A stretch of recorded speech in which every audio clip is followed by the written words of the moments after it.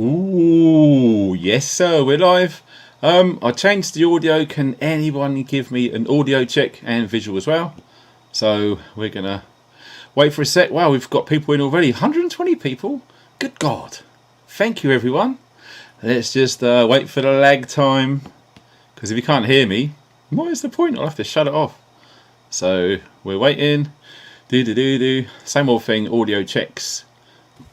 Excuse me. Audio good. Excellent. Right. That is from Angie and 5x5 fella. Awesome. Working great. After watching a bit of the replay from last night's show, I thought the audio sounded a little bit on the over modulating side. So hopefully I would have sorted it. Ah, good to see you, brother. Awesome. Any fire pits tonight? I don't know. It's a lovely evening. Right, so whilst we are waiting for everyone to come in, now we've got the audio and visual checks done out of the way. Guess what? Can you see the banner up there? Now, it cost me a fortune. I got that all designed. I've done it myself on Canva, and I sent it off to a company to get done.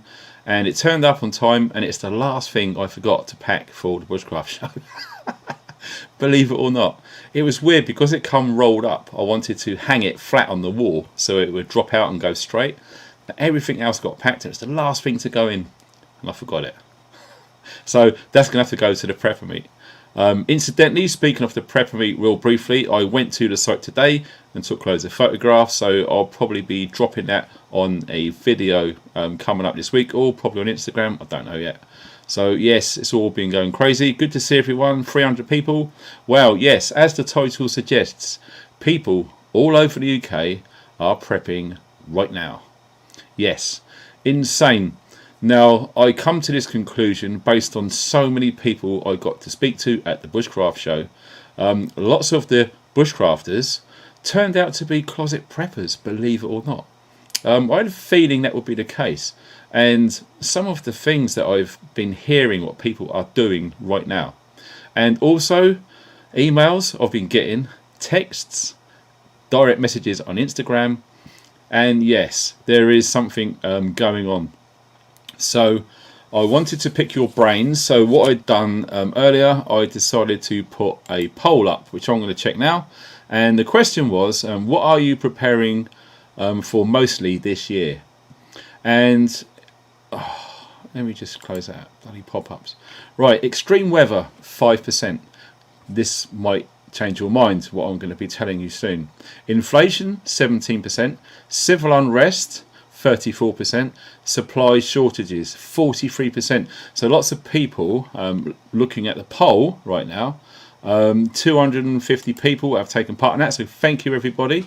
Obviously that poll is not going to be available on the replay, but all of you guys who have managed to make it here right now live, your vote is counted, and it's good to see what the thoughts and feelings are. Now obviously people taking part in the poll are not just in the UK. We've got a global audience, which still blows my mind.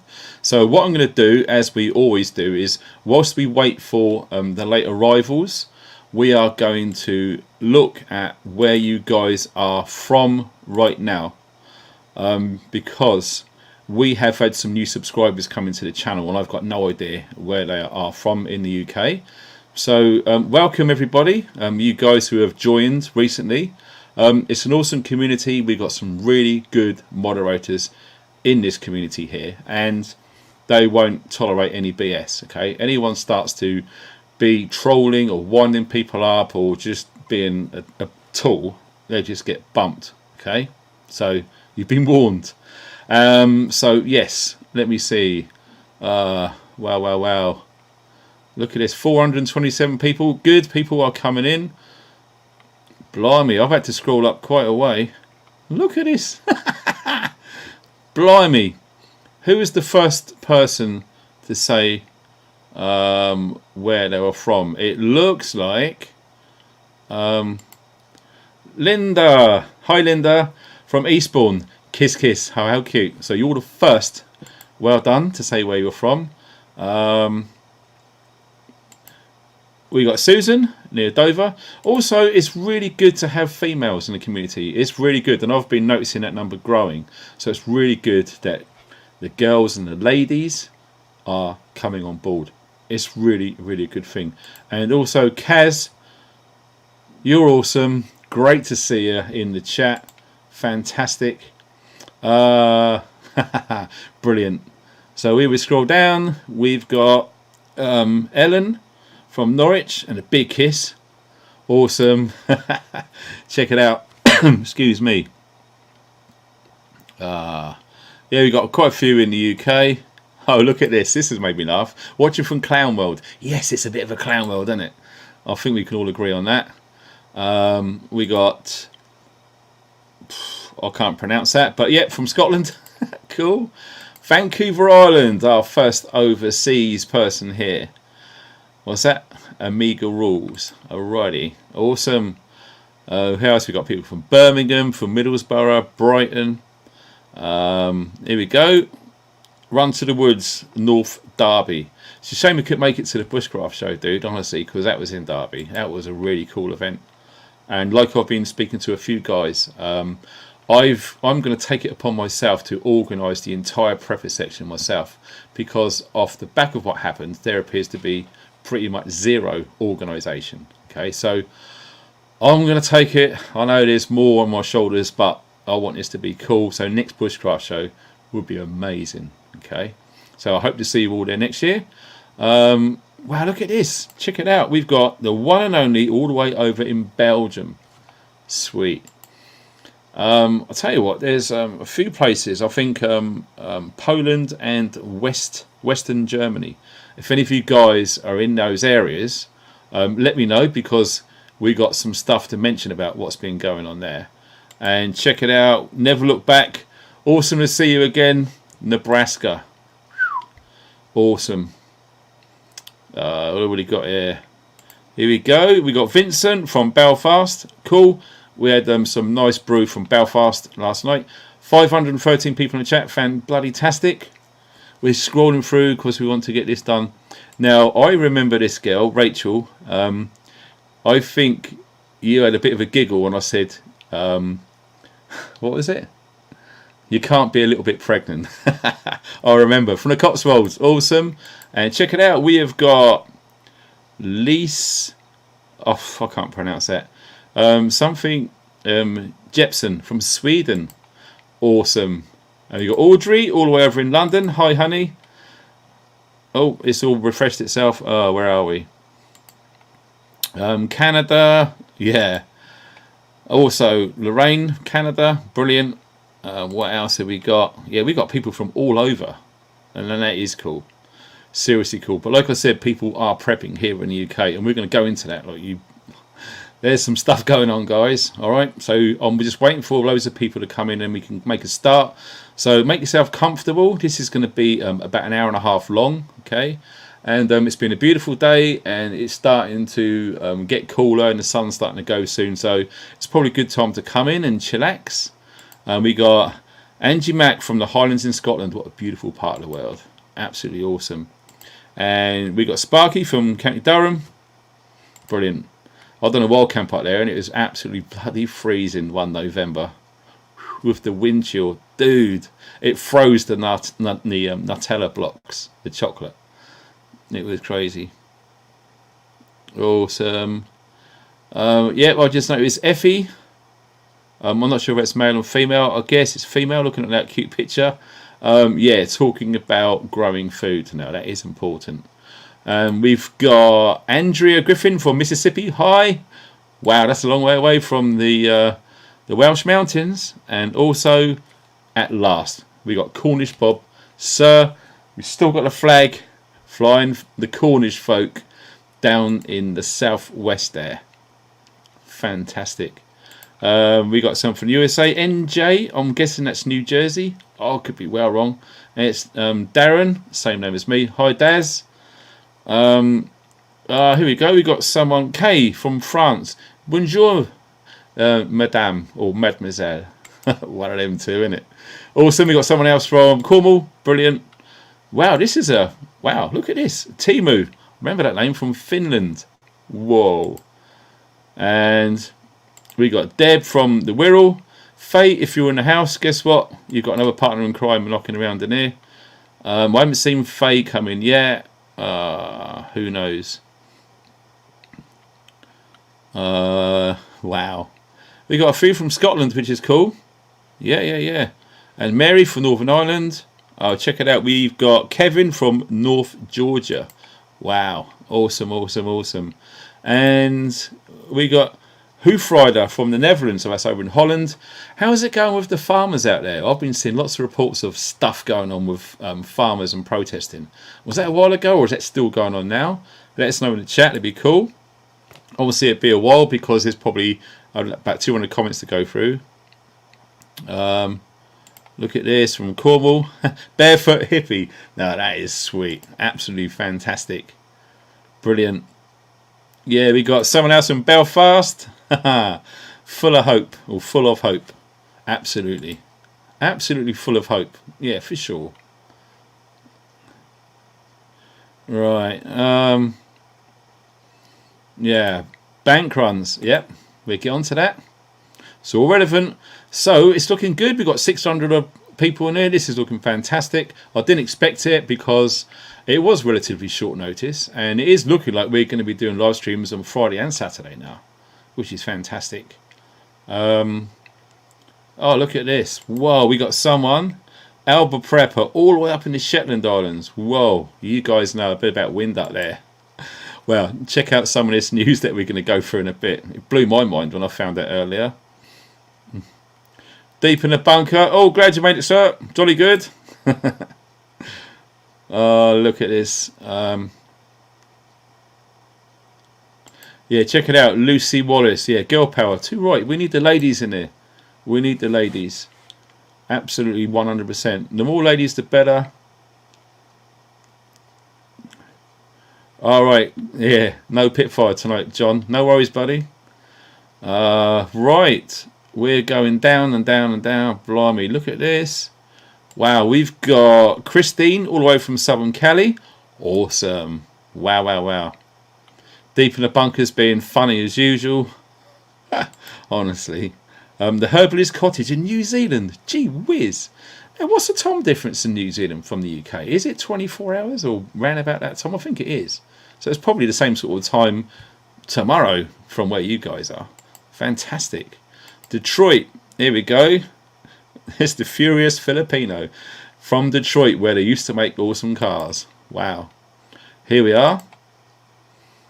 Watching from Berlin, Germany. Mary, I've got some bit of news for you guys out in Germany. We're going to get onto that in a sec. Wow, someone claims Kevin is from Antarctica. I hope that's true. What do we got? Yo, we got M. Campbell from Philly in the US of A. How cool is that? Wow. And we've got someone else from Vancouver in Canada. Apparently that president, is it Prime Minister? Trudeau? I'll guess it's Prime Minister. I don't think it's President. I don't know. He's not going to be around by the end of this year. Okay, I'm standing by that. So it's looking awesome, guys. Everything seems to be working good. So we're going to whack it right down to the bottom. I just noticed someone from Florida. Joyce from Mauritius. Oh, baby. Oh, feet in them warm, clear waters. I hope it's not too windy there. And who have we got here? Oregon. I've got good friends in Oregon. Brilliant. Good to see. America. Dude. Amen. It's pronounced yeah. No, you don't pronounce it that way. How you pronounce it is Tosser. That's how it's pronounced. Okay? And it is Prime Minister. Cool, I was right. Wicked. Okay then. So, oh,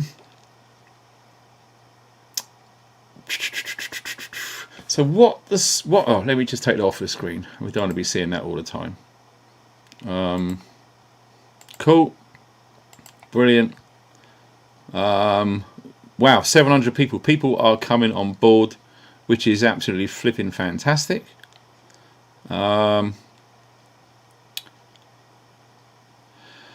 Who's a bit tired? Who needs some coffee? Do you want some coffee? You want some coffee? That's a good idea. Hello. Always good to have coffee. And if these little jokesters are thinkers that are deep in a bunker, this is for you. No comedians, please. There you go. And just before we get started, be careful because there's people around which will make you jump.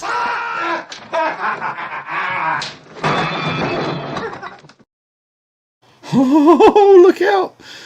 And because it's been a nice sunny day, we always have to see our dear friend Oddball.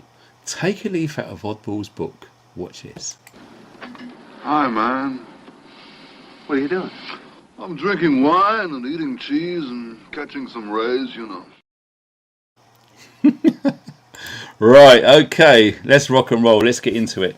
So, who has been keeping an eye on the weather events around the world? Now, we're going to go back 8 days until 11 hours ago. Now, I don't know if any of you guys are aware of what's been going on, but if you're not, this may come as a bit of a shock. I don't follow mainstream media, and I guess lots of you people don't. But check this out. 8 days ago, 93,000 people were flooded in a place called Lorca, which is in Spain. They had 61 millimeters of rain in 1 hour. Can you imagine that? 93,000 people were flooded out in that part of Spain. 8 days ago. 6 days ago, so 2 days after that.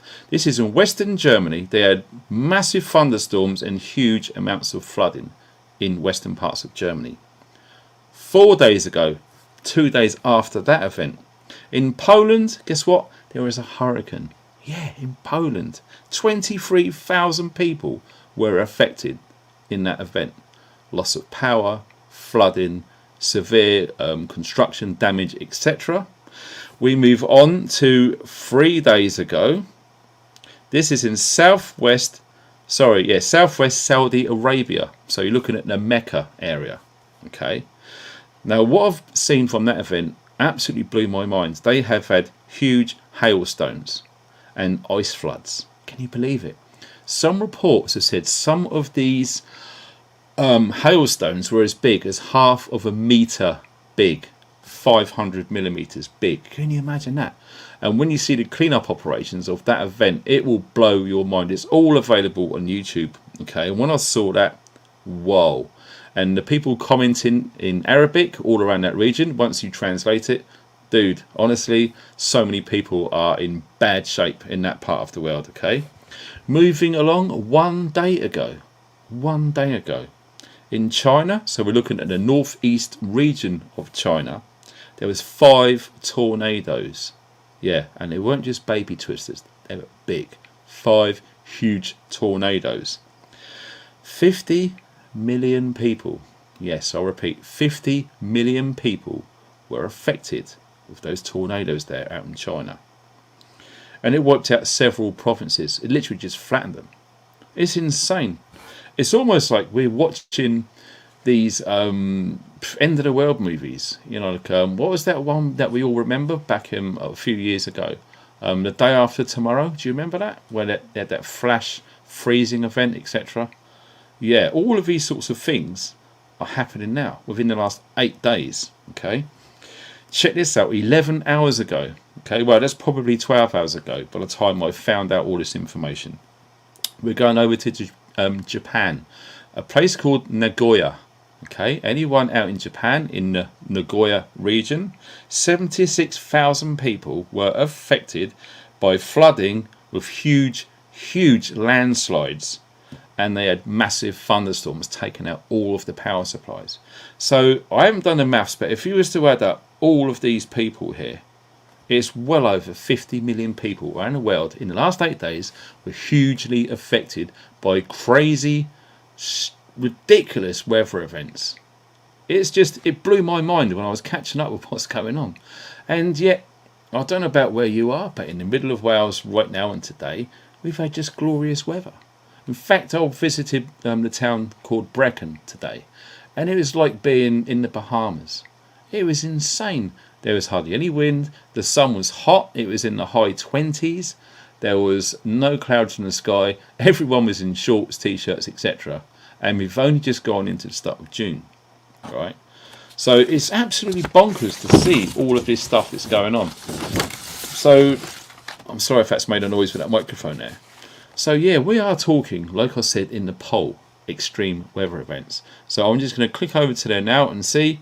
Yes, looking at the poll, only 6% of people who have voted are preparing for extreme weather. Looking at that, it might not be such a bad idea to have some preparations in case any of those weather systems gets dragged into our area and catch us out in short notice. I mean, how many people check the weather with the Met Office or whatever it is daily? Most of us do, because let's face it, in the UK and especially in Wales, the weather can change like a drop of a hat, and you do need to have some degree of preparation. Okay, the last thing you want it to do is to go out on a beautiful sunny day like this, wearing shorts and t-shirts, etc. You go for a drive, it starts getting cloudy, it starts getting windy and rainy, you need to go out and get some stuff, and you haven't got any sort of waterproof jackets in the boot or whatever it is. Real basic preps. Okay, so we're just going to drop into the chat, and we've got 854 people in here. Welcome. If you're watching on the replay, awesome. And I have enabled the chat replay so you can see everything which these guys are saying in it. So yeah, looking at this, it's incredible to see what you guys. Now this is a key one. Jane, weather manipulation. I absolutely agree that that has got a fundamental part to play in what we are seeing around the world. I really do. And if you don't believe that there are such technology available, especially today, which can manipulate and alter weather patterns, you are grossly mistaken. Who has heard of HAARP, the High Aurora Advanced Research Project, way back in the 50s or the 60s? Yes, them technologies are all over the world now. In fact, there's even one in Wales, not far from Aberystwyth, which one day I might take a little visit down there and see what I can film and show you guys. But yes, absolutely, weather manipulation is a reality. And if you've got no idea what I'm talking about, yes, it can be a bit of a shock. Alien invasion. Wow. Like we've said before, that would literally be those people at the top there last throw of the dice when they're losing their grip on power. A lot of people say that. There you go. We have got Black Fang Werewolf. Hi dudes, good to see you again. Wales, the land where you can literally get all 4 seasons in one day. I can categorically agree with that statement, 100%. There we go. Look at this. The sun has begun a new 12-year cycle. It's nothing abnormal. Yeah, of course. I agree with that.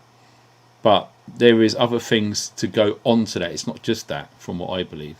And yes, the sun is doing a cycle. We are in a solar system. There's other stuff at play, a lot more to do with just the sun. But yeah, I'll take your comment there. The sun has got a part, but it is not the whole side of the story, I believe. Like weather manipulation, yep. Chemtrails for sure, absolutely. So yes, it's interesting to see. Salty Mavic, yeah, I'm fully aware of that.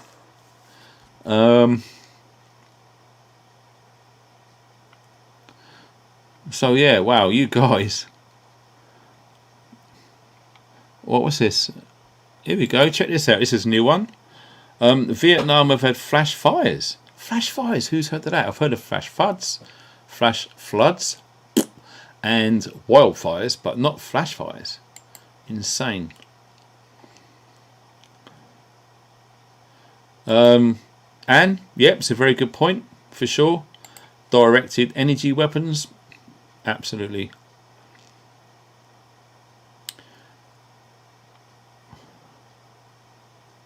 Yeah, it's interesting to read through these comments. It really, really is. Wow. Oh, check it out. We got our first donation of this evening. Full of hope. Wish. What's that? Nyland Peeps. Could get a group going here. Oh, N Ireland. I guess it's Northern Ireland. Yeah, there's loads of preppers out in Northern Ireland. I know quite a few. But yeah, cool. So 905 people. Wow, awesome. So yes, we have been witnessing a lot of extreme weather events going on around the globe in the last 8 days. We could go back even further to the beginning of the year, but I'm rather more focused on the immediate possible or potential risks to our way of life. So the last 8 days is a good sort of time to go back, and maybe a good 8 days ahead. So we're slap bang in the middle of the 8 day behind and the 8 days to come. Speaking of which, now I remember reading just a little tiny bit about this within the last 2 weeks. Now I could have the date wrong. Does anyone know anything about any sort of thing which is likely to cause a big change on the 6th of June? So we're looking at 2 days away. I just remember reading something somewhere. There's a lot of people talking about it, I think especially in America, about there's something coming down the road on the 6th of June. Now, like I said, I've been literally taking a break from Clown World, as it were. I've been having a Clown World vacation. Alright. So, yeah. But I do remember reading something about it. So it'd be interesting to see what you guys... It's your birthday. Wow, that's a big event, dude. Awesome. D-Day, yeah. No, I mean something plans to happen rather than no, congratulations, my parents' wedding anniversary. Oh, Rachel, fair play to you, darling. That's funny.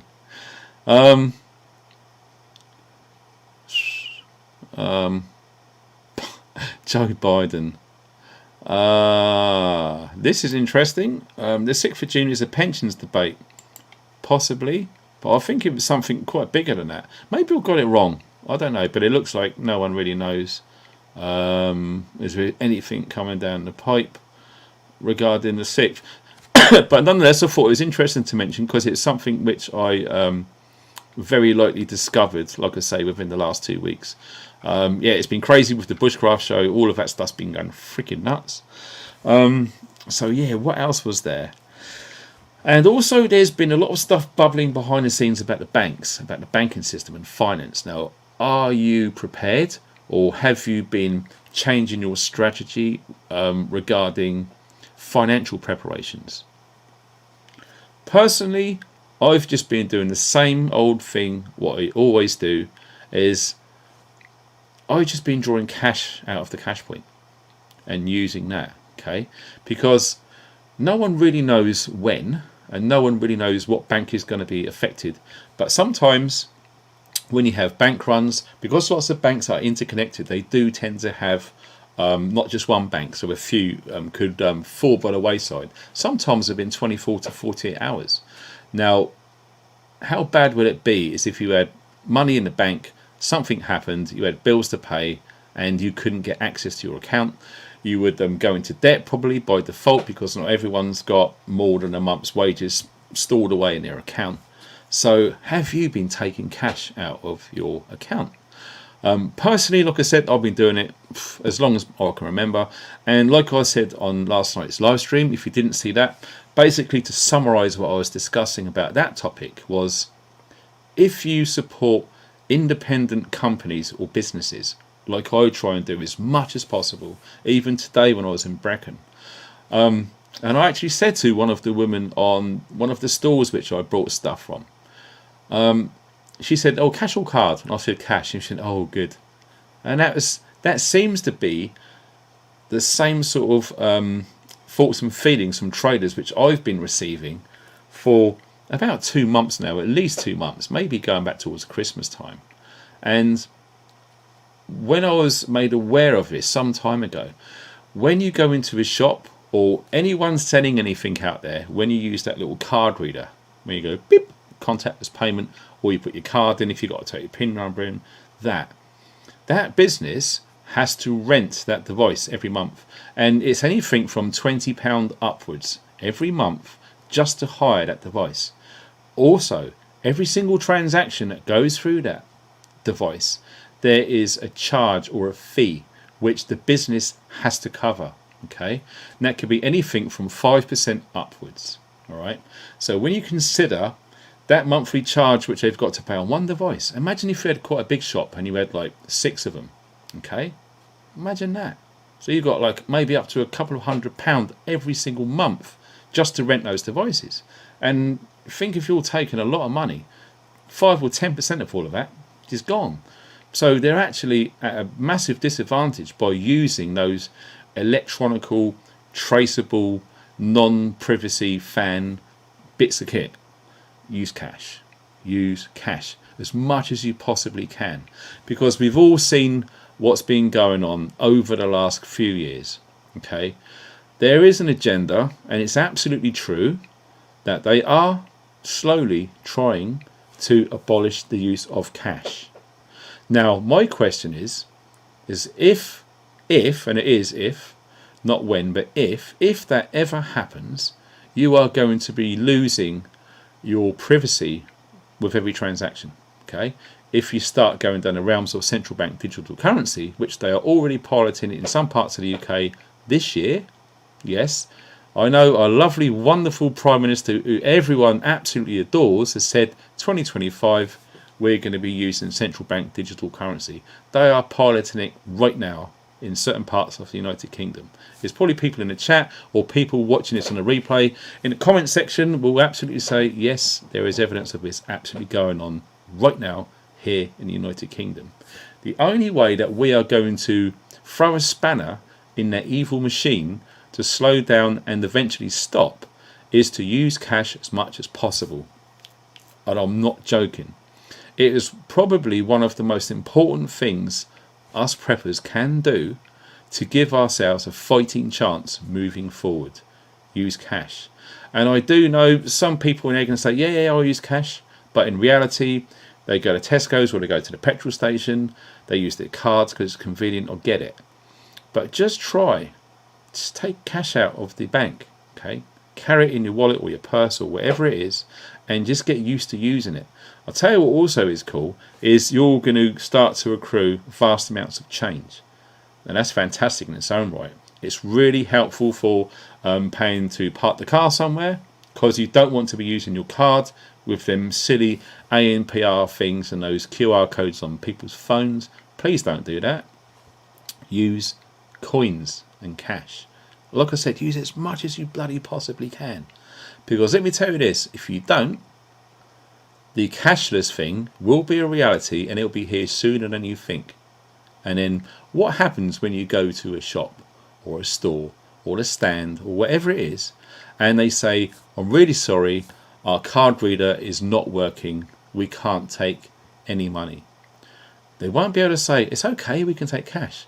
They won't be able to say that.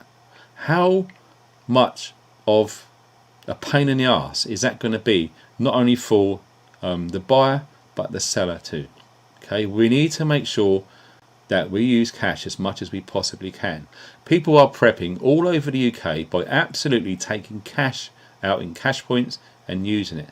And yes, I'm absolutely aware that there has been reports of ATMs going up around the world where they are trying to encourage people to put their cash in and put it onto their plastic card. So it's like a reverse ATM, a reverse cash point. Those things, nah, absolutely evil things. Avoid them. Use cash. So what I'm going to do is just briefly, because wow, look at that, we've got nearly 1,000 people in the chat. Very good to see everybody here. It'd be interesting, just quickly, because I don't want to spend too long in here, because I've got a lot more things to talk about. Here you go. David, cash, get used to it. Absolutely. Yeah, 100%. Honestly, once you start doing it on a regular basis, okay, you will get into the rhythm of it. And like I say, you are going to accrue vast amounts of change. Another good thing with that is you can put them into your bank. I advise that you do this. Has anyone seen those coin machines where you can go into your bank, you tip in all of your change, and it prints you out a receipt, you go to the bank and you swap it for cash rather than coins? Okay, I would rather use those than go to the ones in the supermarkets. The last store I remember, they took 10%. just for doing it. But if you go to your bank, your branch, if you're lucky enough to still have one, because let's face it, I've talked in depth about this, that banks, physical banks, are going practically every day all over the UK. Seriously, let me know in the comment section if you're watching on the replay, or indeed the chat, if you've noticed cash points and banks disappearing in a local town where you live, or in your city, or even in your village. Let me know, because it'd be good to hear. I've done a video on this ages ago, and the projections of the rate, sorry, not the rate, but the amount of cash points and banks which are going to be closed over this year and into next year is astonishing, big time. So if you are struggling to find an outlet, an ATM, to get cash, use the post office. Okay, we do. It's an absolute godsend for us because it's really close to where the nearest town is. It saves us time and money in fuel going all the way to town. Go to your local post office, support them as much as possible, check your account, how much you've got in there, take cash out. What I would do, I would leave in your bank the bare minimum amount, which is going to be enough to cover all of your bills and a little bit extra. Okay, what that little bit extra is entirely up to you. But if I was in your shoes, the rest of it I will get cash. Now, I am absolutely aware that there are certain limits for certain banks for a daily withdrawal fee. Now, my personal one is £250. They won't let me take any more than that. Some banks or building societies will raise that bar up to £500. Okay, so I would do that. I absolutely would. That would be my advice to anyone considering doing their best. I know it sounds crazy, doing their best for humanity, to absolutely keep cash going. Really, really do. And if you're worried about having all of that amount of cash in the house, well, put it in different places. Okay, don't put it all in one place. Put it in places where, just think from the perspectives of the drug squad, the police. They absolutely know all of the tricks in the book where drug dealers and stuff will hide certain things in certain parts of the house. Think like them guys. Where would you put something which you know that they're never going to look at? And I know some of you guys are clowns, and I know you're going to be taking a rice and saying funny things. That's fine if you want to, but this is a sort of light-hearted stroke serious conversation we're having here. So it'd be interesting to see hints and tips about how you would hide it. Obviously, you don't have to. If you want to keep your suggestion and your thoughts to yourself, it's absolutely right. So here we go. Look at this. Bremer's Ghost. Cash is king. It is. Cash has been used on this planet for thousands and thousands and thousands of years. And whoever they are pulling the strings behind the scenes, they want that to stop.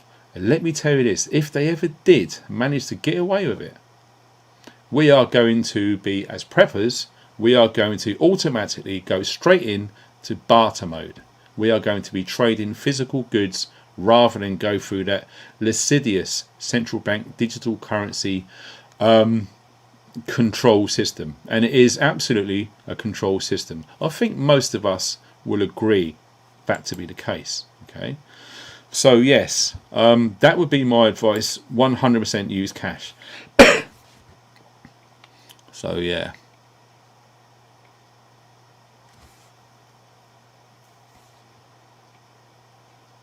Yeah, in a local place not far from where I live, I was told by a guy who I went round to his workplace. I was trying to rent an office so I can be more productive in my work, but it's way out of my price range. And just in conversation, he dropped, "Oh yeah, you know the cash point over the road?" I said, "That's closing next week." Oh my God, that high street's only got 2 cash points. Now it's only got 1. And the cash point attached to the other bank, that bank is due to close at the end of this year or early next year. So all of a sudden, that tiny little town has no cash points. It's got 1 post office, which I'm guessing lots of people will use. And there is one other, a bit of a walk away from there, a supermarket. It used to have 2 cash points, now it's only got 1. Okay, so like I keep saying on my videos, all of this stuff which is happening, which absolutely 100% appears to be bad ideas and a bad journey, a bad road to take. Okay, all of these things happen slowly. Okay, there's no way that they are going to stop cash, completely remove all of the cash points, stop post offices using cash. There's no way they're going to do that over a day or two. Can you imagine the ramifications of their actions if they was to pull off such a thing? They know that the whole country would tear itself apart within 24 hours. It absolutely would. It would be fundamental. That is why everything that you see which is slowly going bad is happening slowly. Okay, and all the time that those little things are happening slowly, look at this news event, look at that news event. Who gives a flying F about Philip Schofield? Really? Who cares? Who cares about Joe Biden falling over on the floor? Who really cares? I'll tell you what you should be worried about. It's all of the stuff which is going on behind the scenes. All of the stuff which I've mentioned in previous videos about the online safety bill, deadly serious. All of the stuff we've been talking about the digital pound, the digital pound foundation, the video I've done about that. If you haven't seen that, check it out. Very strange that YouTube never promoted that video. It's only had 5,000 views. That should have had at least 100,000 views, because the important information in that video I've done about the digital pound foundation is fundamental in the lead up to our projected path of the central bank digital currency here in the United Kingdom over the next 2 years. 2 years. Yeah, 2 years. Guess what? 24 months. That makes it sound more urgent, because it is. Okay, we all need to start using cash big time. Okay, if you've not done it before, try it. Just go to the nearest cash point or the nearest facility that you can find that you can get your cash out of your bank or your building society. Start off with just taking £50 out. Go and do some shopping or get a few things and get used to using it. I'll tell you what, you've probably seen this. How many times have you gone into a shop, a store, or a stand, trader stand, or whatever it is to buy something? How many times do they automatically hand over that card reader? How many times? It happens nearly all the time. And it is bizarre, because I'll tell you this, what I like to do is every time I go to a supermarket, and I only get a very small amount now, by the way, because I'm absolutely really using independent traders as much as I can, because they need the help. Okay, that's another story. But every time I use a supermarket, I always say to the person on the till, what's it like taking cash? Are you taking more than before, or less, or is it always been about the same? And let me tell you this, I would say, as a rough guess, since I've been in Wales, and it's going to be 2 years in October this year, since I've been here, I would hazard a guess to say all of the supermarkets which I've used on a weekly basis, I would say that 70% of all of the people I've spoken to have said they're using cash more than ever. Okay, so please don't be fooled by a possible mainstream narrative saying that no one uses cash anymore. All of the young kids are paying with their phones. People are using contactless payment because you can get a deadly killer plague virus all over that banknote, and you don't want to catch that because you'll be dead. You'll be staggering to hospital with thousands of dead bodies piled up outside because you caught a seriously bad plague off of a banknote. No, they want you to use your contactless payment, because contactless is fast, simple, convenient, and it will not spread nasty killer plague diseases. Yes, sir. That's what they're going to say, and they've already said it a few years ago. Okay, believe it or not, the amount of people who fall for this crap, yeah, they're the guys and girls who are the yes men and the yes women of the powers that be running all the show. Okay, start saying no. Fact. If you haven't seen my video, type into YouTube Funky Prepper space start saying no. Watch that video. It'll make you think. So yes, there is rather a lot of stuff going on. Now, going back to some stuff that we was talking about earlier. Water. I've spoke about this before, And I'm going to be starting this myself tomorrow, okay? And it's based on how the weather has been in this part of the world. Now, most of you know already that I live practically smack bang in the middle of Wales, right up in the mountains, and we haven't seen rain here for weeks and weeks and weeks. And we know it's bad because when we went to the Bushcraft show, for the first time in 6 months, we washed the car, okay? In 2 days, it was completely covered in dust. And I mean thick dust. Proper countryside dust. None of that few specks that you get on your shiny Skoda in the city. No, no, no, no, no, no. It is an absolute, look, it has never been washed. Okay, it's really, really dry out here already. So what I'm going to do, it's entirely up to you how you want to think about this. But based on what happened last year, who remembers the drought we had last year? Who remembers all of those pictures going up online, myself included, going round to reservoirs in the Elan Valley, which supplies all of Birmingham, and Birmingham is the second largest urban population in the entire United Kingdom. Those reservoirs supply Birmingham with water, and they were seriously low. One of them in particular, when we drive past that particular reservoir, it is literally about 3 feet from where the side of the road is. Well, guess what? Me and my son walked all the way through the bottom of that reservoir. There is a stream, I kid you not, no wider than that, trickling at the bottom. That was last year. Based on the events that I spoke about earlier in the last 8 days, all of these really weird, seriously extreme weather events happening all around the world within the last 8 days, I think it might not be a bad idea to have some preparation just in case something crazy happened in this country. I don't want to predict any timelines, but I'm definitely having that intuitive feeling. Some of you guys know I'm huge into intuition, 100% trust it all the time. And my intuition is telling me the voice is getting louder by the day over the last week.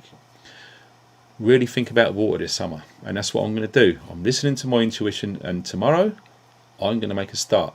Now, I haven't got any to show you, but who has seen those big 5 litre water bottles that you can get from supermarkets? I think Tesco's was doing some, but the material was so thin and flimsy, it was dangerous. They've got ones now which are much thicker, much more heavy duty. As from tomorrow, I'm going to start filling those up with water and putting them in my brick shed where it's a bit cooler than anywhere else because it's a big, thick, almost like a bunker. I'm going to store as much water in there as I can. And I tell you why. The reason why is because all of the droughts I saw last year, I really do feel that they're going to be worse this year. We live on a mountain. We have a borehole. That borehole goes down a long, long way. Okay? We know personally people that live within 20 miles from where we live. 3 of them have boreholes. 2 of them last year, they dried up. It's never happened before. They were without water. And it's great because when you think of Wales as always being wet, which it usually is, you can walk around for quite a while if you know where you're going to go to the springs. When you start seeing the springs dry up and your boreholes dried up and you've got no water at all, and you think, oh, well, okay, I'm going to need to go all the way into town, which in my case is well over 20-mile round trip, only to find that, guess what? Water bottles are being rationed due to the drought. We haven't got one of those big council 1,000 litre, whatever it is, plus water bowsers parked up at the end of your street giving you free water. We haven't got access to that. So I'm a prepper, you're a prepper. What would you do in my shoes? Yeah, probably what I'm going to be doing tomorrow. Getting as much of those bottles of water filled up with borehole water, sealed up shut, put in a cool dark place, out of the way just in case. Because if our borehole did dry up and we didn't have any rain for ages, it's probably been about a month now without rainfall, which is very strange for Wales. Okay, why wouldn't you prepare? Okay, so water is very important. As most of us know, without water we're brown bread. Okay, so with that being said, I've also done a video recently about my dear friends in Cornwall being represented by the flag there by Cornish Bob. Cornwall has certain parts of Cornwall, not all of it, but certain parts of Cornwall have had a hosepipe ban about a month, 2 months ago now, and guess what? That is in force until December. A ban on hosepipe. So if you're in Cornwall, if you're in that particular area and you're growing fruit and vegetables on your allotment in your garden, and someone catches you watering your veg, and trust me, you know what I mean, there's people out there who can't wait to dob people in. They get off in it. There's something wrong with them. But yeah, the yes men. This is the problem. We have got yes men in our society who are only too keen to do as they're told, regardless of anything. And they will dob you in. You could probably get a fine. They could probably take photographs as evidence. They could do all sorts of things. Okay? Make sure before the mad rush, because let's face it, preppers should be preparing. Preppers should be the first on the scene. Preppers should be in line to have everything that they feel they're going to need for whatever eventuality that should come down their road and affect them and their loved ones. Water, definitely. I am going to be storing lots of water, 100%. Not only that, we've got really good high levels of water filtration, which brings me on to just briefly part of next week, or most next week, I'm going to be doing lots of gear reviews on some of the stuff which I've been sent for ages. Now the time is right because it's mostly summer stuff, solar stuff, water purification stuff. If you've got no idea about what to get and all the rest of it, stay tuned for them videos, because we're going to be deep diving into how good this stuff is and how bad it is. If it's rubbish, I will tell you. I've already said on videos before, some of you guys who have known me for a long time ago, I don't BS about kit. Kit is very expensive and very important. The last thing which I want to do is to recommend rubbish kit to people, and it's going to affect them. I fundamentally stick by the same rule. I'm here to help. So you will get no BS with those kit reviews. So when you're thinking about that, energy demand. Now, do you think there's going to be an energy demand spike this summer? Don't forget, energy is mainly consumed at the most times in extremes. So when it's really cold and when it's really hot. When them two events happen, more people than normal use electricity. And yes, we've had quite a few more people all of a sudden appear to live in our country within the last couple of years, if you understand what I'm saying. There's going to be more demand on the electrical grid than ever before starting this summer. No doubt between summer and winter there's going to be even more people turn up, putting even more demand and pressure and stress on a very fragile, and it is, electrical grid. Are you prepared? Can you keep your 2 chest freezers in the garage full up with loads of meat that you've got over the last few years? Are you capable of keeping them frozen should the grid go down for whatever reason? Now, there's so many roads you can go down talking about grid down. Okay, it could be just literally a massive huge demand on the grid, and the people in these power stations have to literally limit power to certain zones to make sure that as many people as possible get electricity. Some of that will be rationed. Who remembers back in the 70s and the 80s where they had 3-day weeks? That absolutely happened. Like I said, history does repeat. And just because you've had it Christie since then till now, guess what? It could easily happen. Like I said, look at the population of the UK in 1970 and look at it now. And look how much money they've invested in critical mains infrastructure regarding the electric grid. Not that much.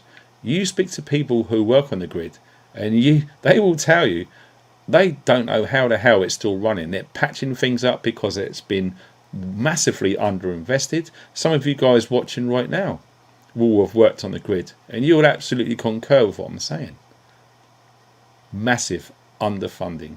There's a lot of people within the energy sector making an awful lot of money. That awful lot of money should be going to maintain critical mains infrastructure, shouldn't it not? Same goes with water, gas, etc. Okay, why are we having all these leaks with all of these water pipes? I mentioned it in a video recently. There's hundreds of thousands of leaks, some of them 800 or so every hour, all over the UK. They should be fixed. But guess what? These fat cats are making huge, big, massive profits. Shouldn't some of that be going into making sure that these leaks are minimised? Water and energy. Yeah, 2 things which we would really struggle if we didn't have it. Think how much it will affect your life if you had no electric and no water for 1 week. Right now, all of a sudden, the power went off and you had no water in your tap. What would you do? How would you be able to get by? I'll tell you this, most people would probably feel that they need to rely on someone else, i.e. a shop to buy water or whatever it is. Are you prepared? Now, it always goes back to the same thing. People wake up and start preparing at all different times.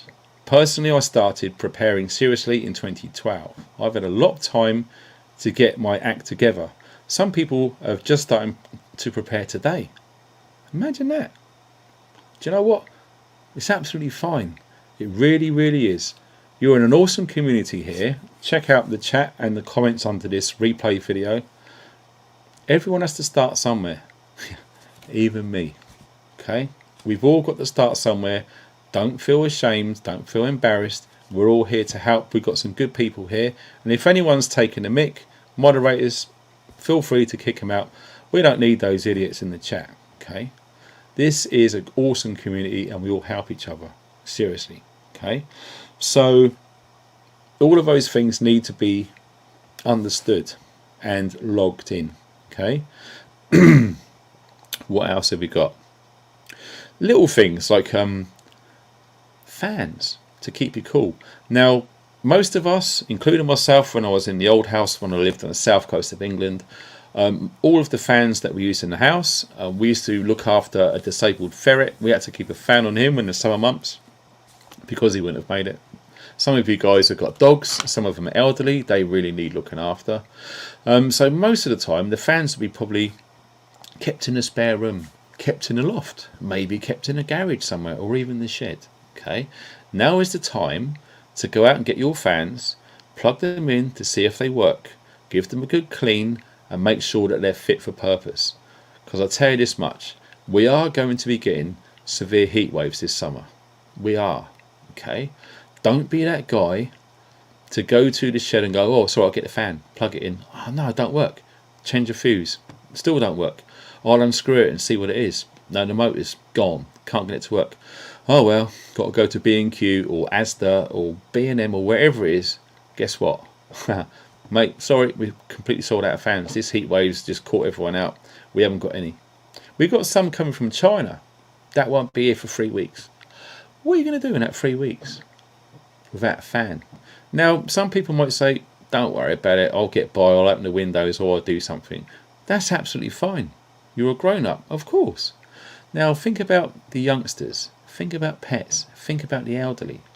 Don't be so selfish. Don't be Billy Big Nuts.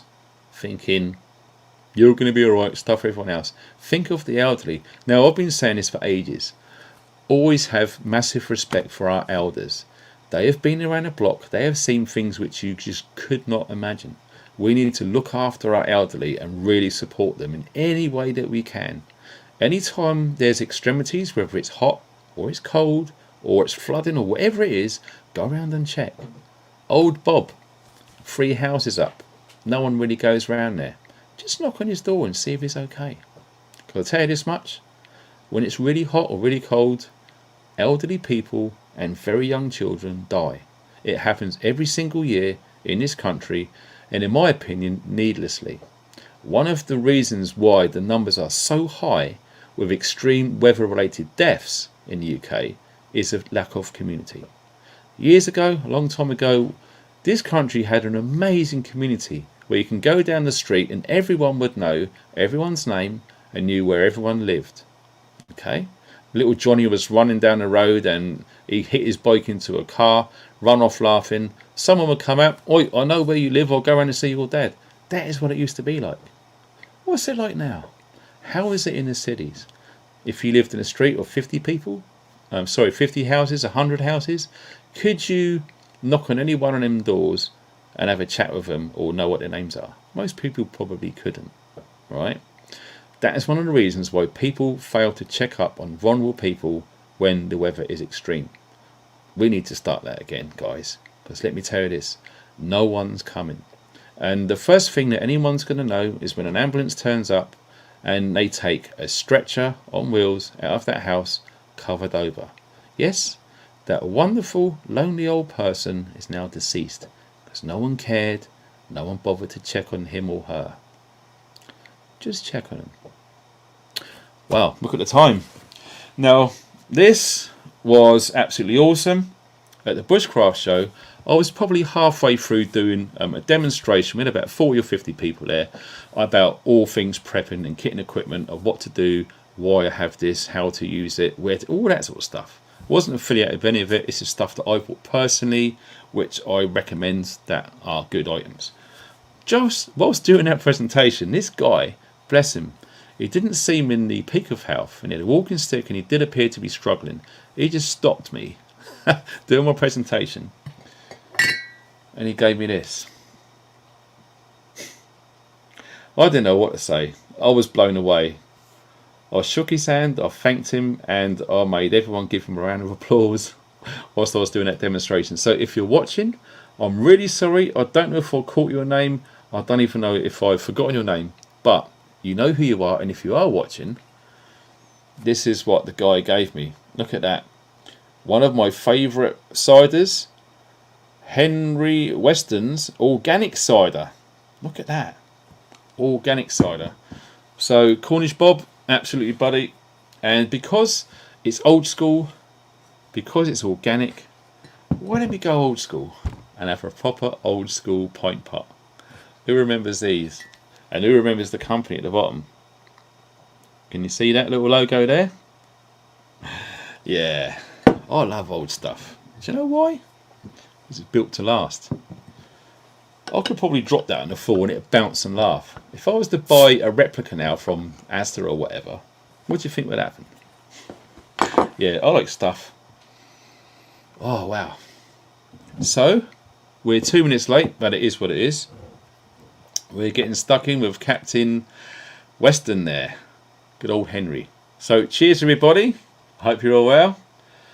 Let's go and pour some of this. Now listen to this.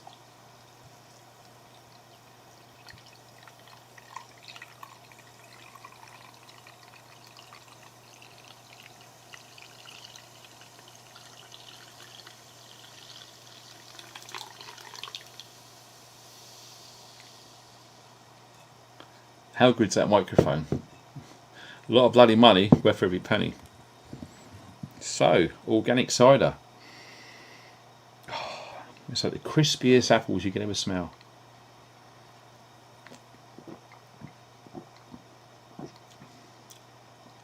Wow, that's lovely. Cheers everybody. That's awesome. My friend, if you are watching, thank you very much. That is a beautiful thing to do.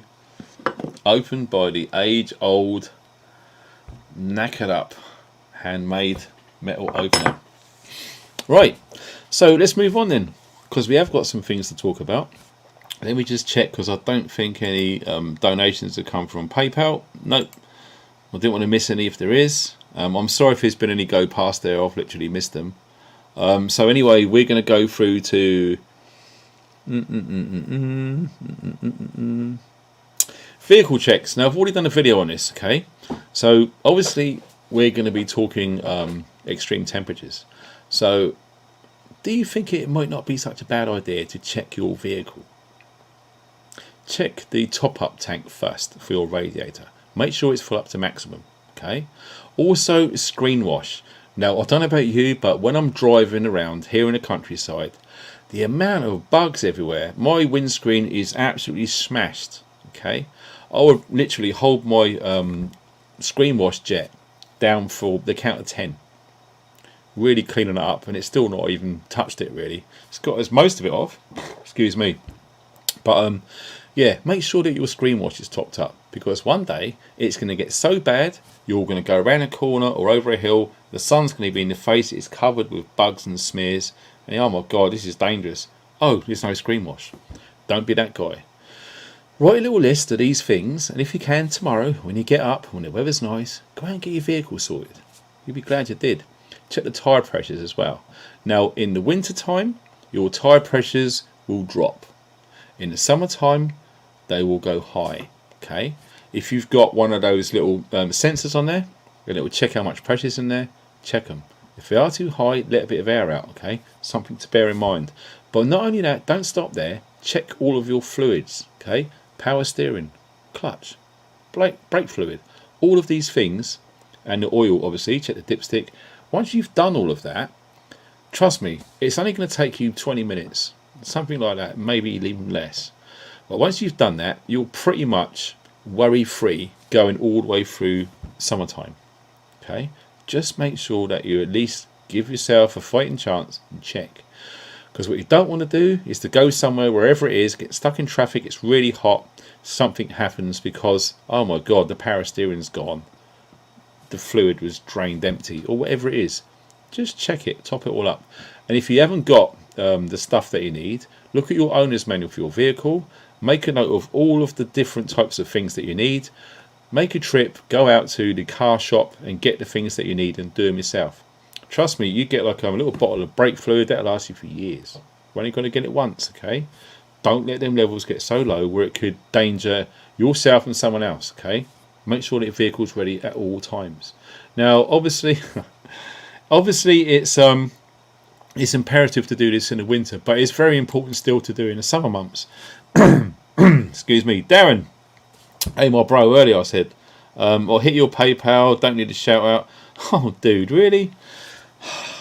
So this is the thing, because the alert thing up on the screen doesn't seem to bloody work. It does like 1 in 5 or something. So, yeah, it does look like something's happened in there. Let me check.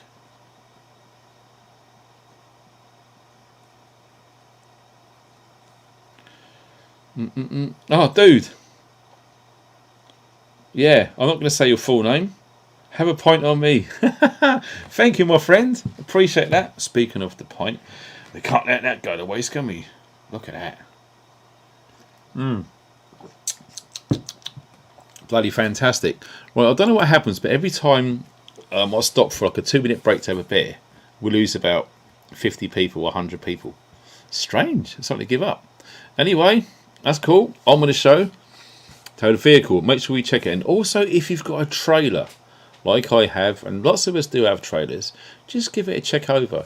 Check the conditions of the tyres on the trailer. Make sure they're not cracked if you're not using it much. If it's stood in the same place, check the pressures, obviously. Make sure, plug it in, connect it up, make sure all of the lights work, okay? All of them. Hazards, indicators, reverse lights, everything. Make sure it all works, okay? And also make sure that the number plate is visible on the back. And obviously any sort of wear and tear stuff, so anything's not loose or rattling around, get it sorted. Make sure you've got a good cover. So if you do have to transport something like firewood or whatever it is, it's raining, make sure that all of the bungee cords or whatever it is that you use to attach it to your trailer, make sure that they're not knackered. Because what's going to happen one day, you just got some wood, you've gone to collect it, you've gone to go back home to put it in your shed or whatever it is, the bungee cords have perished because they've been out in the sun and it starts to rain. All of that awesome, really valuable dry firewood is now got soaking wet.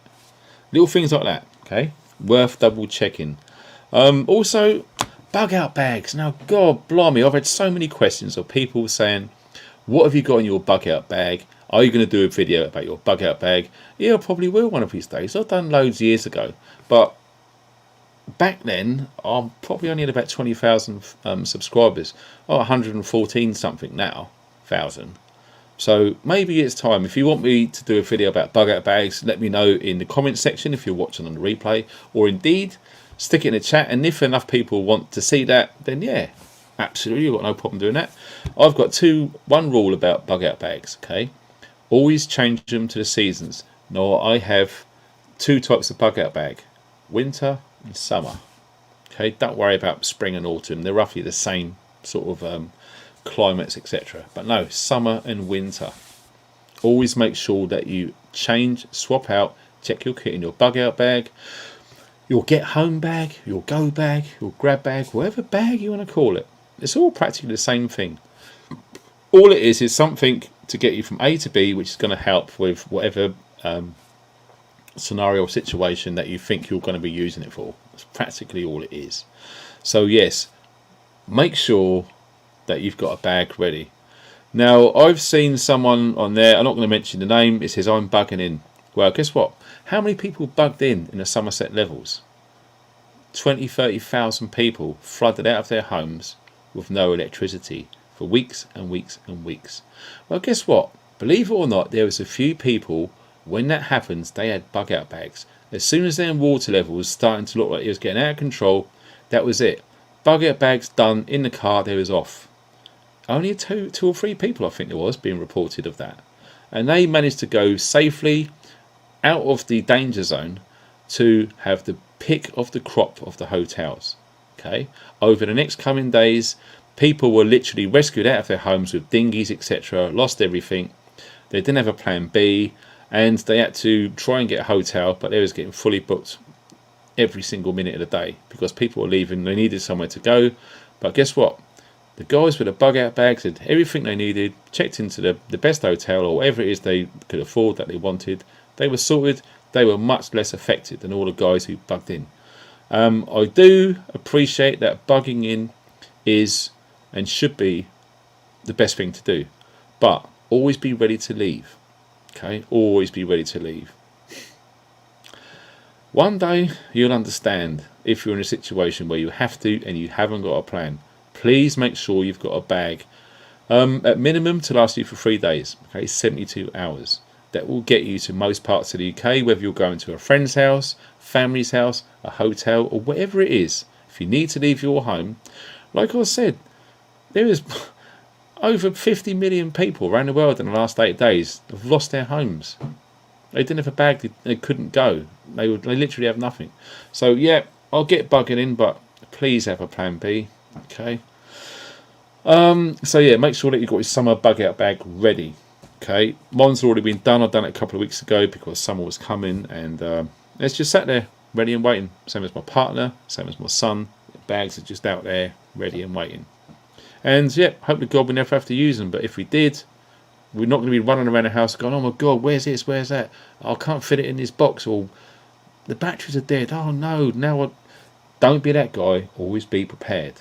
Okay, so we're moving on to yeah, like I said, make a plan if you are flooded, because it does look like there is possibilities of flash flooding due to happen sometime this year. Okay, are you prepared for that? Like I said, the best thing you can do is have a bag ready. It's all well and good trying to tune into local radio stations, but the chances are that intel is not going to be as up to date as you would like. Always use your senses. Go outside, look at the water. If it's raining really hard and it's getting more and more and more, trust me, that would be the time to get your bag and drive while you still can. Because looking at the stuff that I've seen happen around the world, and some of it is only in Europe and Spain, it's not that far away, man, we're talking 30 foot high going down the road, cars being swept. Do you want to wait that long for that to happen? Or did you want to get what you can, chuck it in your vehicle and get out there before it gets that bad? Bugging in's good, but don't rely on it. So we're going down to other things, also pets as well. Not many people talk about pets.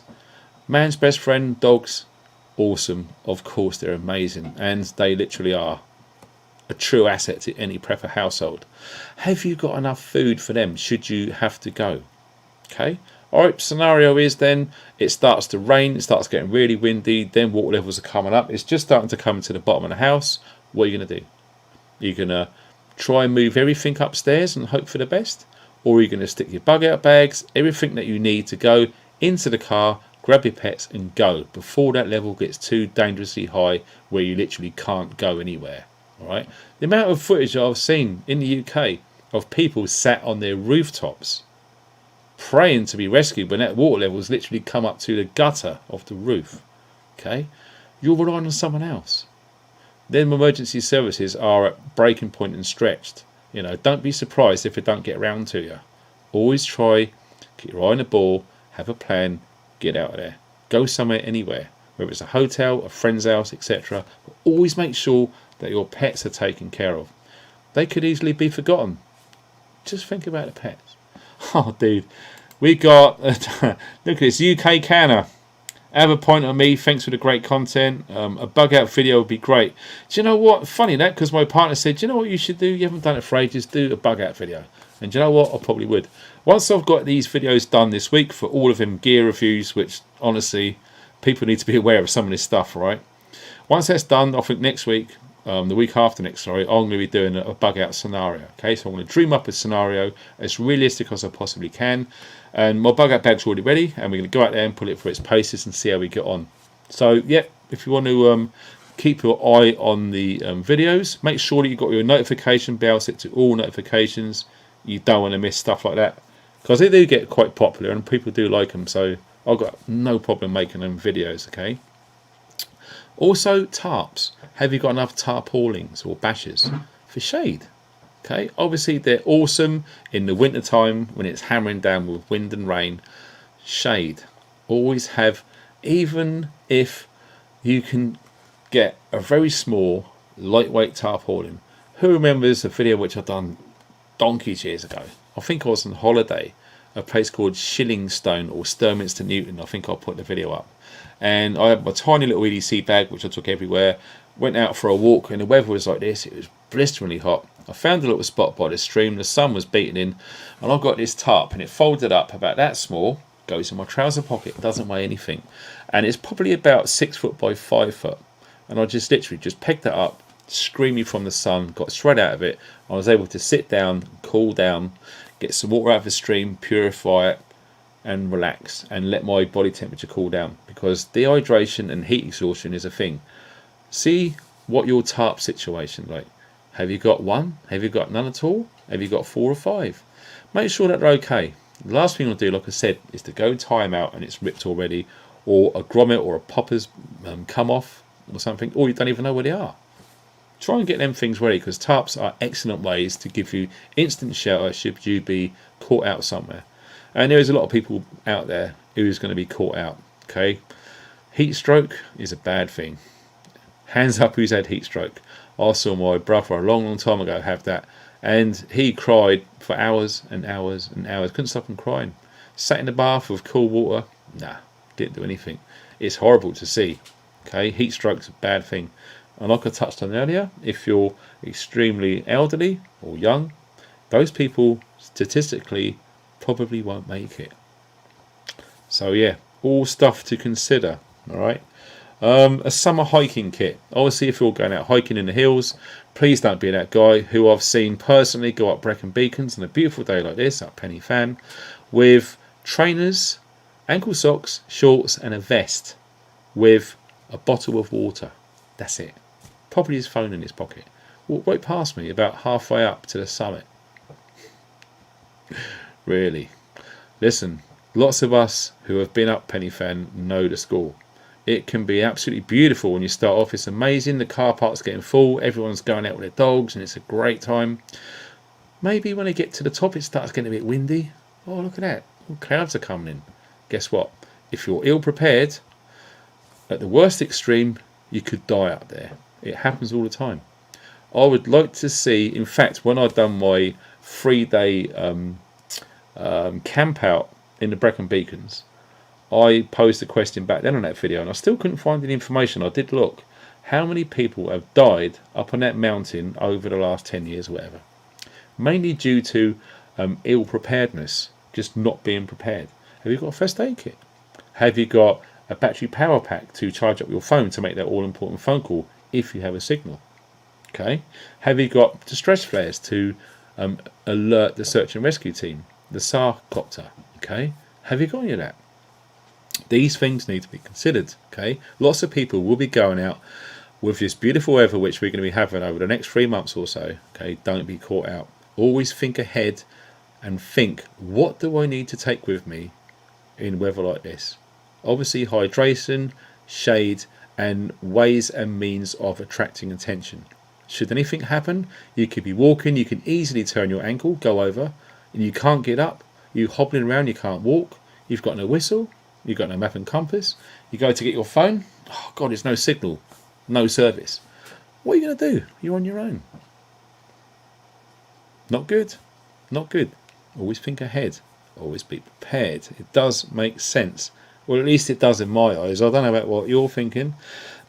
Fires in the woods. Now, how many people are going to be having a little camp, whether it's solo or with friends, out in the woods over the summer months? Lots of people probably will, and some people will probably be doing it for the first time. And some people have probably been doing it before. But a little bit of advice, if you are going to have a fire in the woodland, if it's a pine forest, please don't do it. Please don't do it. Okay? Pine roots go on the ground, they're all interlinked, it's hot, it's dry, they smoulder, and then roots burn underground and they go to other trees, and before you know it, trees are on fire. And when trees are on fire in those plantations of softwood and it's hot and dry, trust me, the whole thing's going to be gone. It's going to be very difficult to get the emergency services there before it's out of control. Okay, please don't do it. Please don't light fires in softwood woods, okay, or pine forests. Please don't do it. If you are in mixed woodland or deciduous woodland, etc., you do need to be cautious. Personally, clear all of the ground area at a minimum of 2 meters. Okay, 2 meters. Move all of the leaf litter out of the way till you've got earth. Okay, dig a fire pit. How deep you want to go is entirely up to you. You shouldn't have to go deeper than half of a foot or a foot. Okay, make sure that there's roots out of the way. If there is roots in the area which you're choosing, try to sort of cut them out of the way, chop them off. Okay, make sure there's no flint around. Flint explodes with heat. Okay, so if you think, okay, I've made a fire pit, I want to chuck loads of stones down there to warm the stones up and it'll be nice and cozy at night time. Yeah, if you put flint there, guess what? When they get really hot, they go bang. And if you want tiny little razor sharp fragments of flint going into your eyeball, go ahead. Please don't do it. Okay, make sure all of the flint's out of the way. And furthermore, look up. Yeah, branches. If your fire gets a bit leery and you start getting sparks and they flutter up through the air, it's only got to touch on a few dry leaves or a few twigs or branches and it starts to smoke away. If you're not paying attention, all of a sudden you look up, oh my god, it's on fire, you can't get up there, you can't reach it or wherever it is, big problem. Please be aware of fire risks in any forest, especially in the summer. Okay, do some research. They're just a few basic things. There's other things to consider. Always see if you can have water with you as well. Now, if you haven't got a great big water container to put the fire out or whatever it is, or should there be an emergency, no one's really going to take a fire extinguisher with them. But a little good tip which I got from a friend of mine years ago is make sure they've got a few carrier bags. Make sure they've got no holes in. Because if you are near a stream or it's a little walk away, you can fill up those bags with water and that'll probably be enough to stop that fire possibly getting out of control. Okay, fill them up, hang them up on the tree so they don't get knocked over, check them and they're not leaking, and yeah, it could make a big difference. Okay, just little tips, but obviously there's other things as well. It's just to get some of you guys thinking about it, right? Purifying water as well. Yes, a lesson which I learned a long time ago, and I've got no problem sharing with it. Got a really good water filter, brand new, purged it, tested it, it's all good. The problem I had was when I inverted it to drink from the bottom like this, contaminated water was on the outside of that device. Slowly come down and went down to the mouthpiece, and it only took, I'm guessing, about 4 or 5 drops of that really bad water. Guess what? I contacted Giardia. Yes, a tropical waterborne infectious disease. It was ridiculous. It literally put me out of action for a whole month. Yeah, took loads of time off work. The only thing which would have wiped it out in the end was antibiotics, but before that you needed to get to the doctors to get a stool sample kit, to come home, do that, go back to the doctors, and then got it sent off. You had to wait for a few days or a week to get analysed, to get the results, and then the GP would contact you, trying to give you remedies and advice of how to stop what's going on. Mate, I couldn't leave my house for 2 or 3 weeks. The runs, shall we say. Yeah, I lost so much weight, I was so weak. Please don't let it happen to you. If you're filtering water, really pay attention. Cross-contamination is a thing which is often not discussed, but it does need to be really understood, okay? And yeah, if you're out on your own for a long period of time, it could absolutely kill you. Okay, you're out there, you can't get help. Bad mistake. Excuse me.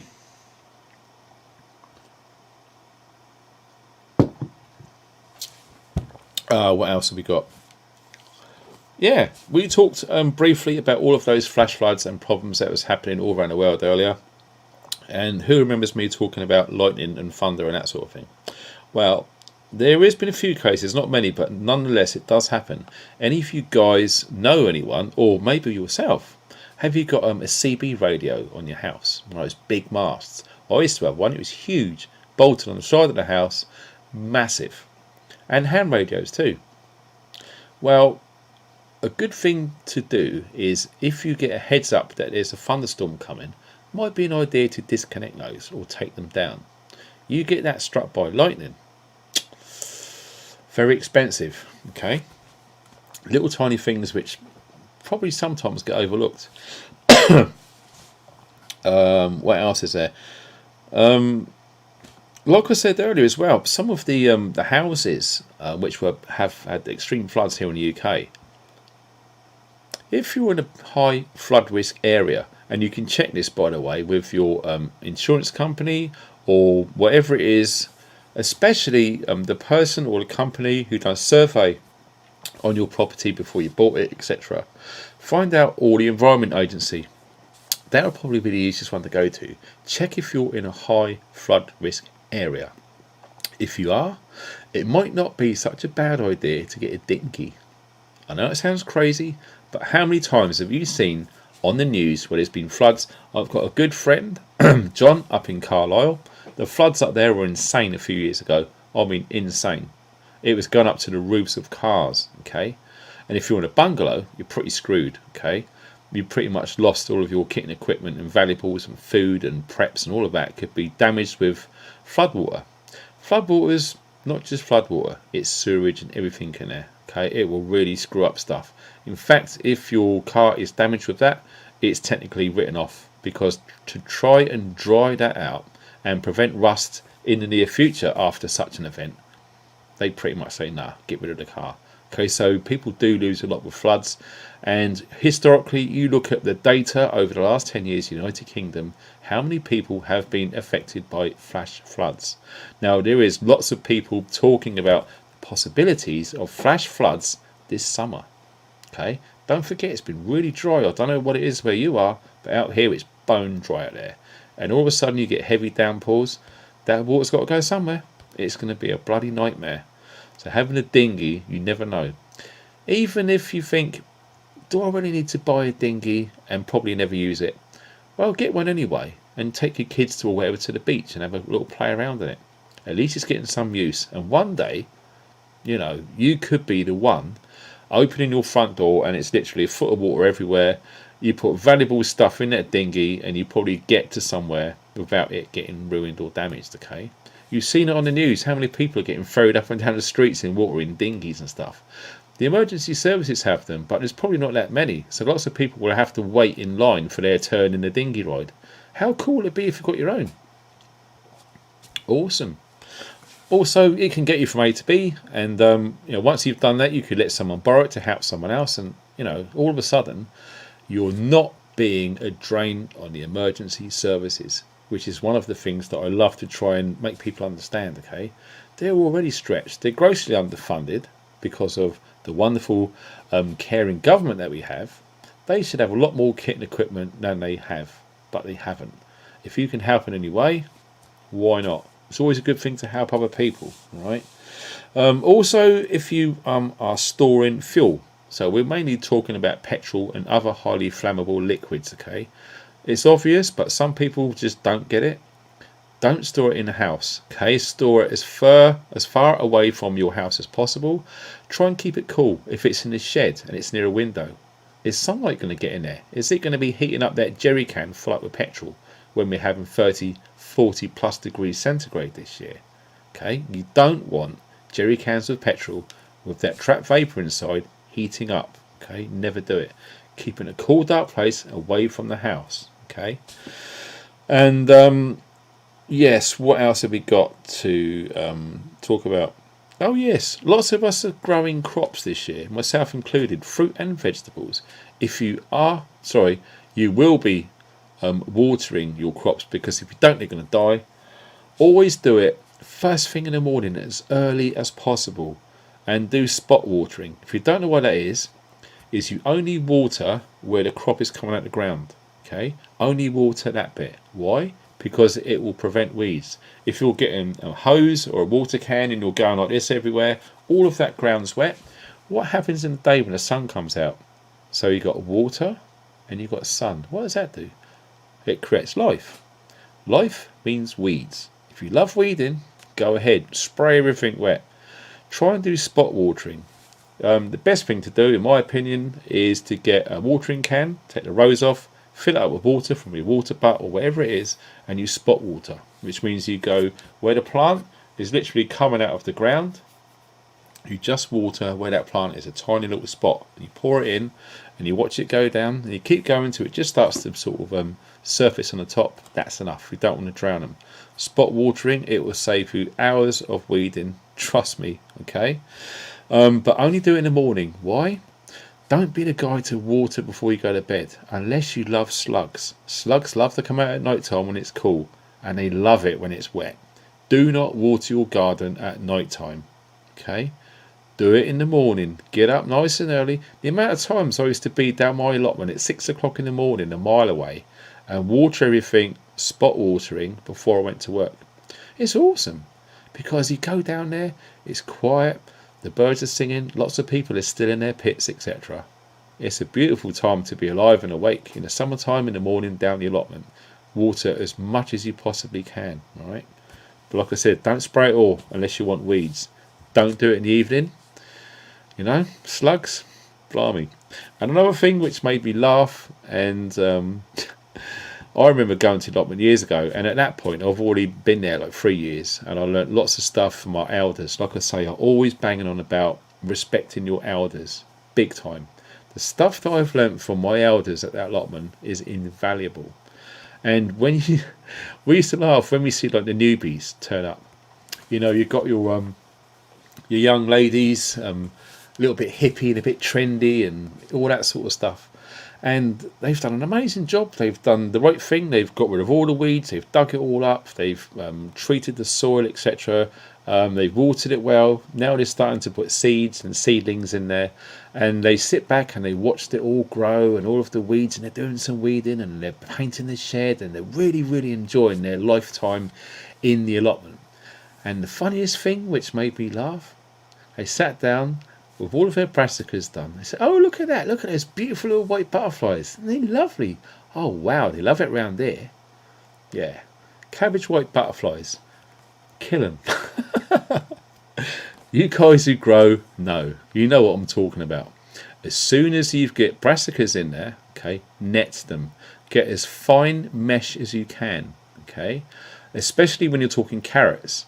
Now, carrot root fly is a thing. You need to get as fine mesh as possible. I used to use debris netting, which you use around scaffolding towers. Okay. The only thing is, it's got like big holes in there. You need to close those up. It's a lot cheaper than getting a product which I used a long time ago called Enviromesh. Enviromesh, very expensive, very fine. It's UV resistant and it's great to protect your carrots from root fly. Because the last thing you want to do is to pull your carrots up only to find it look like Swiss cheese. And all these little weevils and flies have got in there. Nightmare. They're tiny little things as well. And you get those, the little tiny flies, white fly, on your brassicas too, around broccoli and stuff like that. They're a pain in the backside, okay? So you need to net up all your stuff. Also your strawberries and fruit too, okay? Birds love them. We've got house martins around there. They've had a right go. They literally, where they are, they're pooing all over the strawberries. And not only that, we had some sheep coming. The sheep coming and munched all of our strawberries. But luckily, they've regrown. And we've only lost about 3 out of about 50 odd plants. So we're doing well with those. But yeah, always make sure, if you're on your gardening, there's good tips there if you're new to it, alright? What else is there? Yep, we've pretty much done that.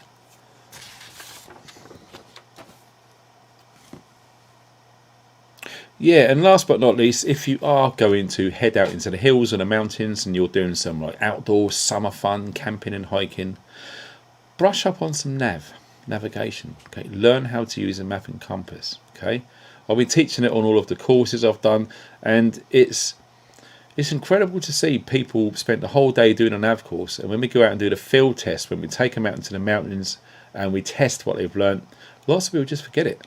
Even something simple as orientating the map to ground and setting the bearing on their compass. Okay, just goes out the window. So please make sure that you're up on map reading, because if you are going to be reliant on your phone or some GPS, trust me, one day it's going to fail, and it's probably going to be when there's something bad going down. Please learn how to navigate, if not a map and compass, with the stars. Okay, we can go on for hours about that, but yeah, I'll probably be doing lots of PDF courses and stuff on my website when I finally figure out how to do it. Who is this? Merry Christmas again. What's this? The end is nigh show. No, there's no end for me, mate. Life's too short. We crack on. So there we have it, guys. Thank you ever so much for joining along. This will freak you out. If any of you guys like books, look at that one there. Yeah, I bought that 12, 13 years ago now. Cost me 15 quid. I checked how much it was earlier. 250 quid. If you've got old books, really good quality books which are rare and they're being banned now, keep hold of them. Don't sell them, keep hold of them. Right. Thank you to everyone who's been watching this video. Thank you to everyone who's taken part in the chat. And all of you guys watching on the replay, I seriously appreciate your time. If you do want to donate, you don't have to, but it helps. All of the links you're going to need are under this video. And it's absolutely well received. It seriously is. And Margaret, if you're watching, I'm going to be emailing you again shortly about what we discussed. You're an absolute lifesaver and I love you very much. And I mean that. The moderators. You guys are awesome. There you go. There's one. Ben, 4x4 is a beautiful guy. And yeah, hit the like button. Yeah, cool. I forgot to mention that. Bloody hell, I'm always forgetting that. And if you like what you're seeing and you want to be in our community, please consider subscribing to this channel. And above all else, check that the notification bell is set to all. If it's not, the amount of times I'll get messages and emails saying I didn't get a notification for the live stream, or I got it an hour late. Yeah, it happens, but that's all we can do is make sure that we check regularly that we're all notified. Okay, absolutely 100%. So that's it, you guys. And like I said, everyone has donated. Thank you so much. It's bloody awesome. So what you should do now is have a wonderful weekend. Spend some time in nature. Try and limit your usage on the phone. Enjoy the weather. Don't forget, we need to get vitamin D from the sun onto our bodies. Get out there, have fun, de-stress, and just have a nice day tomorrow. We're going to see you guys next week with loads and loads of reviews and kit stuff, and I hope you hang around for that because some of it is pretty awesome. You guys take care. Thanks for watching and stay funky.